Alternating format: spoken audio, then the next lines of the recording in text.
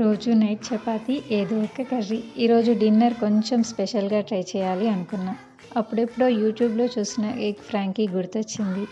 ఇంట్లో ఉన్న వాటితోనే ఎగ్ ఫ్రాంకీ స్టార్ట్ చేశా. ముందుగా ఉల్లిపాయలు, క్యారెట్, క్యాప్సికమ్, కొంచెం ఉప్పు వేసి లైట్గా ఫ్రై చేశా. 2 మినిట్స్ తర్వాత అల్లం పేస్ట్, కారం యాడ్ చేసుకున్నా. మరో 2 మినిట్స్ ఫ్రై చేశా. తర్వాత ఎగ్ ఆమ్లెట్కి రెడీ చేసుకున్నా. నా చపాతీ ఏంటి తెల్లగా లేదు అనుకుంటున్నారా? సగం గోధుమ పిండి, సగం రాగి పిండితో చేసుకున్న చపాతీలు ఇవి. ఆమ్లెట్ వేసుకొని చపాతీని దానిపై పెట్టుకోవాలి. తర్వాత ప్లేట్లోకి తీసుకొని ముందుగా రెడీ చేసుకున్న క్యారెట్, క్యాప్సికమ్ కర్రీని పెట్టుకోవాలి. డైట్లో ఉన్న వాళ్ళైతే ఉల్లిపాయ, క్యారెట్, క్యాప్సికమ్ని ఫ్రై చేయకుండా యూస్ చేస్తే సరిపోతుంది. దానిపై పెరుగుని లేదా మీగడ, చీజ్, సాస్ని పెట్టుకోవాలి. గడ్డ పెరుగు అయితే చాలా బాగుంటుంది. ఒకసారి ట్రై చేయండి. ఇలా రోల్ చేసుకొని తీసుకోవాలి.